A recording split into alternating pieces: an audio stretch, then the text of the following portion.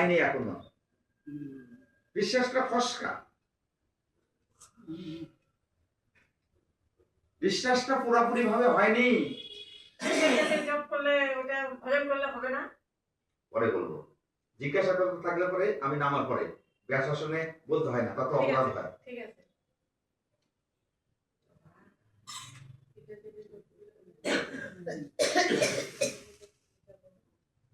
সেই কুণ্ডের মধ্যে আছে, ঠান্ডা ঠান্ডা কিচ্ছু আর নেই, গা মুছে এসে ভজনে বসে। শাস্ত্র বললেন তাই, আত্র ইন্দ্রিয় প্রীতি ইচ্ছা তারে কয় কাম। আমার দেহের সুখের জন্য আমি যা করবো সেটাই কাম, কামনা করি, কামনা করছি সুখ। কিন্তু কৃষ্ণ ইন্দ্রিয় প্রীতি ইচ্ছা ধরে প্রেম নাম। আমার কৃষ্ণ কিসে সুখে রাখে?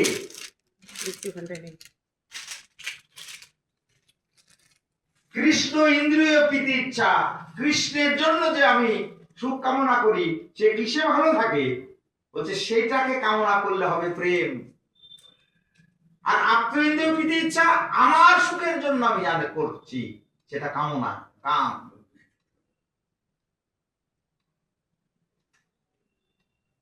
কামনায় ভগবানের চরণ লাভ করা সম্ভব নয়। কৃষ্ণ ইন্দ্রিয় পিতা ইচ্ছা ঘরে প্রেম নাম। আমাকে কৃষ্ণকে ভালোবাসতে হবে এবং কৃষ্ণের ভক্তকে ভালোবাসতে হবে, না হলে সম্ভব নাই। কেন ভক্ত সঙ্গ করব? ভক্ত সঙ্গ করলে কি পাওয়া হবে? ভক্ত দেহ পেলে হয় গুণের শরণ, গুণাকৃষ্ট হইয়া করে নির্মল ভজন। আমার সাধুর সঙ্গ করতে করতে কি হবে? সেই সাধুর কৃপা যদি মিলে, তখন আমি তো দেহটি পেয়েছি মানব দেহ, কিন্তু ভজনের দেহ, আমি মানব দেহ পেলাম কিন্তু ভক্ত দেহ পেলাম না। ভজন করতে পারবো? পারবো না, ভক্ত দেহ পেতে হবে।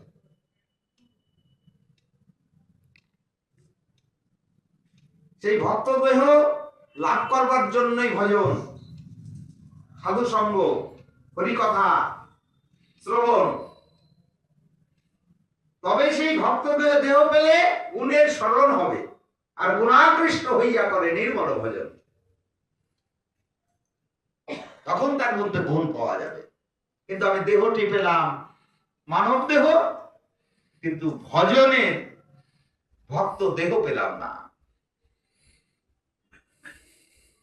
কিন্তু বলছে দেবদুর্লভ এই মানব জনম, কৃষ্ণ ভজনে উপযুক্ত দেহ। শিয়াল কুকুর ভেড়া হয়ে আসলে কৃষ্ণ ভজন করতে পারতাম? পারতাম না। তাহলে এই মানব দেহই একমাত্র কৃষ্ণ ভজনের উপযুক্ত দেহ। আর এই কলিযুগে শ্রীকৃষ্ণ চৈতন্য মহাপ্রভু আমার এই কলিযুগে কলির জীবকে উদ্ধার করবার জন্য, কৃপা করবার জন্য, পতিতকে উদ্ধার করবার জন্য তার অবতার। তার অবতার। সেই কলিযুগে জন্মগ্রহণ করে যদি আমরা গৌর গোবিন্দের সেবা না করি, গৌর গোবিন্দের ভজন না করি, আমাদের গতি কি হবে? এই মানব দেহ পেয়ে লাভ হলো কি? লাভ হলো কি? মানব দেহটা তো ভজনের জন্য পেলাম, উপযুক্ত দেহ, দেবদুর্লভ, দেবতারাও পায় না। আমরা মানুষ কুলে জন্মগ্রহণ করেছি, কেন? বলে গৌর ভজন করবার জন্য কলিযুগে জন্মগ্রহণ করলাম। কিন্তু ভজন কি করতে পারছি আমরা সবাই? যে গৌর চরণকে আশ্রয় না করে যদি কেউ না করে, বলে কলিযুগে আসা তার ব্যর্থ। এই দেহটি আমার উপযুক্ত দেহই গৌর ভজনের। ভজ ভজ গৌর ভজ।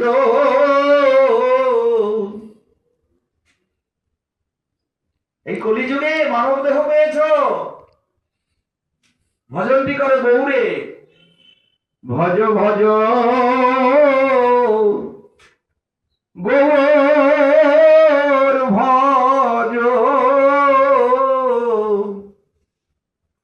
গৌর ভজনে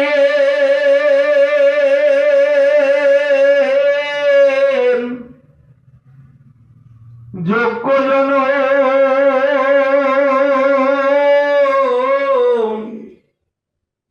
ভজ ভজ গৌর ভজ, গৌর ভজনে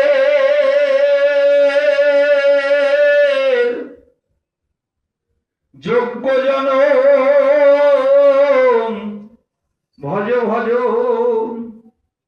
গৌর ভজ। এই মানব দেহ পেয়ে ভোগ বিলাসে জনম নয় গো, এই দেহ ভোগ বিলাসে জনম নয় গো। ভোগ বিলাস করার জন্য আমার এই জন্মটি হয়নি, গৌর ভজনের জন্য এই দেহটা পেয়েছি, মানব দেহ পেয়েছি, কিন্তু ভোগ বিলাস নিয়ে মত্ত। এই জনম ভোগ বিলাসে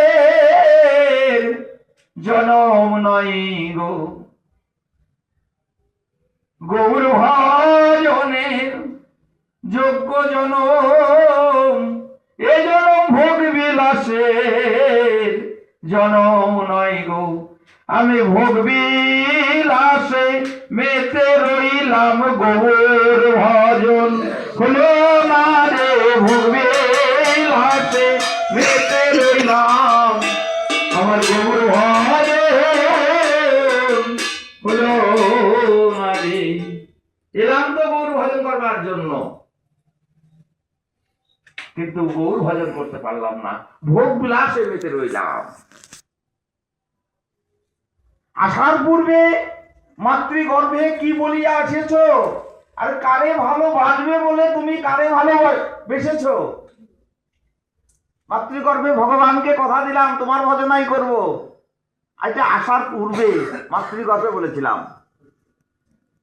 যে আসার পূর্বে মাতৃগর্ভে কি বলিয়া এসেছ, আর এই জগতে কারে ভালোবাসবে বলে তুমি এই জগতে কারে ভালোবেসেছ?